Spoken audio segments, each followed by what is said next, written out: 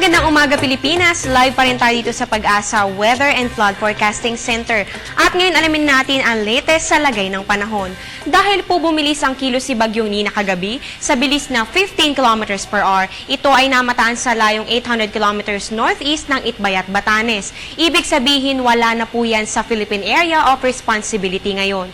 Umiira naman po ang northeast monsoon o ang amihan na siyang makakaapekto dito sa northern Luzon. Dahil dito ang Ilocos Region, Cagayan Valley at Cordillera Administrative Region ay makakaranas po ng light rains. At ayon po sa Project NOAA ng Pag-asa, may 30 to 40% chance of rain tayo dito sa Metro Manila. Makakaranas pa rin po ng pag-ulan ang buong kapuluan natin, kaya ugaliin po ang pagdadala ng payong kapag lalabas ng bahay.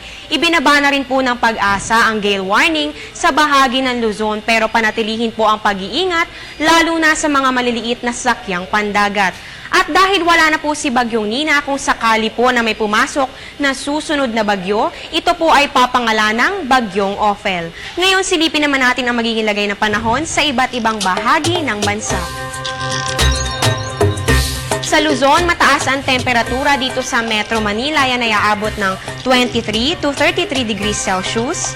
At mababa naman sa Baguio, 14 to 25 degrees Celsius. Mataas din po ang temperatura sa Puerto Princesa, 24 to 32 degrees Celsius. At mababa sa Tagaytay, 20 to 29 degrees Celsius. Sa Visayas, pinakamataas sa Metro Cebu, 25 to 33 degrees Celsius. At pinakamababa naman sa Iloilo at Bacolod, 24 to 32 degrees Celsius. Sa Mindanao naman, pinakamataas sa Zamboanga, 24 to 34 degrees Celsius.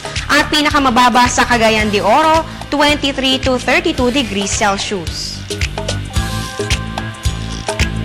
Para naman sa ating 3-day weather forecast, sa Metro Manila, maaaring may pag-ulan pa rin po yan hanggang sa Linggo.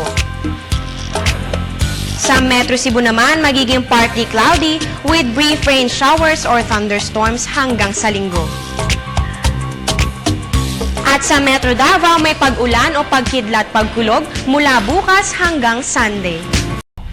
At yan muna ang latest mula dito sa Pag-asa, manatiling nakatutok sa Panahon TV Express, kung saan walang pinipiling panahon ang pagbibigay impormasyon. Ako po si Amor La Rosa, magandang umaga.